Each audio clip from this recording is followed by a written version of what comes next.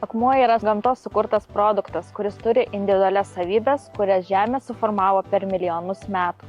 Kiekviena akmens rūšis yra unikali, todėl ir jo panaudojimas yra labai platus. Akmenys ne tik gali papuošti jūsų kiemą, bet ir būti puikiai komponuojami vidaus interjere. Daugelis statybinių medžiagų po keleto metų susidėvi, pasensta. Tačiau natūralus akmuo priešingai įgauna gamtos žavesį, kuris nekenkia jo grožiui. Tinkamai projektuojant, vykdant apdailos darbus, akmuo gali džiuginti net tūkstančius metų. Natūralaus akmens gavybos, gamybos ir perdirbimo ciklas reikalauja minimalių energijos išteklių, o gamyboje beveik nėra atliekų.